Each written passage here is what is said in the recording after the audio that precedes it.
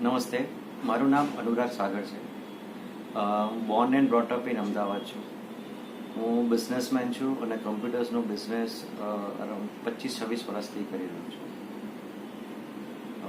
મારી ફોટોગ્રાફીની જર્ની કહી શકો તો 10th સ્ટેન્ડર્ડથી સ્ટાર્ટ થઈ.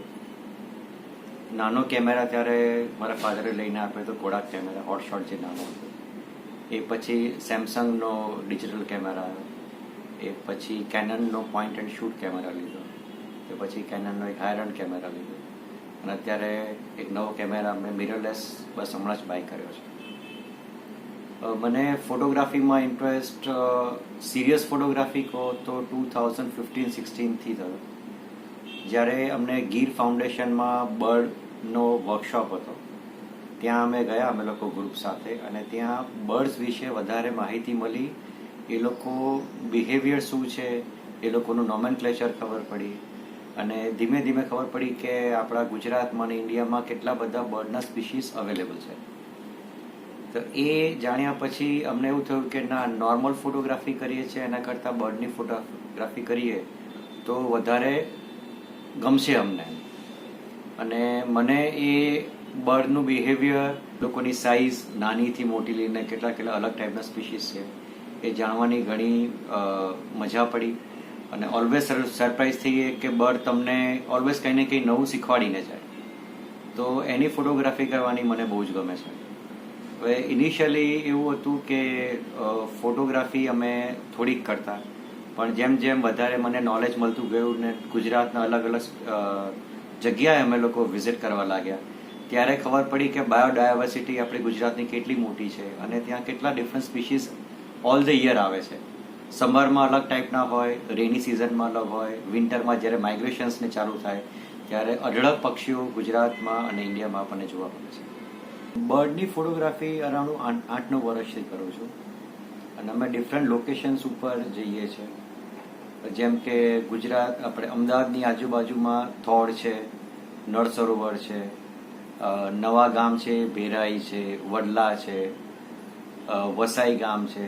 એ ડિફરન્ટ લોકેશન્સ છે જ્યાં અમે બર્ડિંગ માટે જઈએ છીએ. પ્રિફરેબલ ટાઈમ અમે એવું રાખીએ કે સવારે જઈએ, કારણ કે ત્યારે ગોલ્ડન અવર્સ હોય, ત્યારે લાઇટ બર્ડ્સ ઉપર બહુ સરસ રીતે આવે. બર્ડ્સ બી સવારે ઉઠીને ફ્રેશ થઈને આવ્યા હોય તો સરસ મૂડમાં હોય. એ લોકોનું ફીડિંગ બિહેવિયર હોય, એ લોકોનું જેમ કે વિન્ટર સિઝન હોય તો ત્યાં ટ્રીના એનો પર આવીને બેસે, સનબાથ લે. એ ટાઈમમાં ફોટોગ્રાફી કરવાની ખૂબ જ મજા આવે. અત્યાર સુધીમાં મેં અરાઉન્ડ 300+ સ્પીશીસ આઈડેન્ટિફાઈ કરેલી છે. એમાંના ઘણા બધાના ફોટોગ્રાફ્સ લીધેલા છે. એમાં મને જે તમે કહો ફેવરેટ જે મારો ફોટોગ્રાફ્સ જે હોય એ પાડવા ગમે, એ મને ફ્લેમિંગોઝના ગમે છે, બાર હેડેડ ગૂસના ગમે, જે વિન્ટર માઇગ્રેટરી છે, જે હિમાલયને ક્રોસ કરીને આપણે ગુજરાત ને ઇન્ડિયામાં આવે છે. તો એ જે માઇગ્રેટરી બર્ડ્સ છે એ લોકોના ફોટોગ્રાફ્સ લેવાનું વધારે ગમે મને.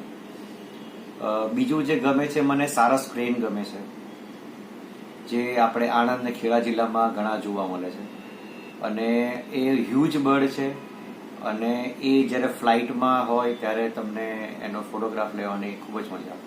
આપણું ગુજરાતનું એક સ્ટેટ બર્ડ છે જે ફ્લેમિંગોઝ છે. ઇન્ડિયાના જેટલા બી સ્ટેટ્સ છે એ લોકોના પોતપોતાના સ્ટેટ બર્ડ હોય છે. એમાં ગુજરાતનું છે એ ફ્લેમિંગો છે. અને આપણી કચ્છની border, little run of Kutch, ને ત્યાં ફ્લેમિંગોઝનું મોટું ત્યાં નેસ્ટિંગ ને એવું થતું હોય છે.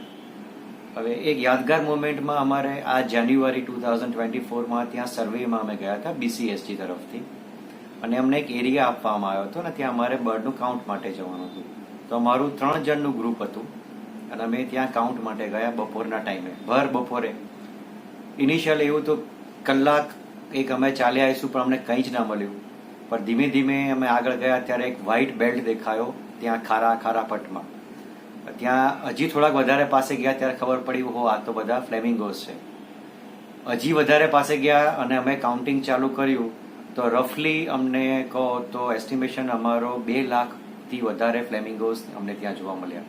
એ બધા લેસર ફ્લેમિંગોઝ હતા અને એ દ્રશ્ય મેં મારે લાઈફમાં આટલા બધા ફ્લેમિંગોઝ ફર્સ્ટ ટાઈમ જોયા અને અત્યાર સુધીનો મારો યાદગાર મોમેન્ટ એનો કહેવાય. એ ફ્લેમિંગોઝ સાથે ત્યાં પાછળ અરાઉન્ડ 30,000 પેલિકન્સ બી હતા. એ બી આટલા બધા અમે ક્વોન્ટિટીમાં ફર્સ્ટ ટાઈમ જોયા.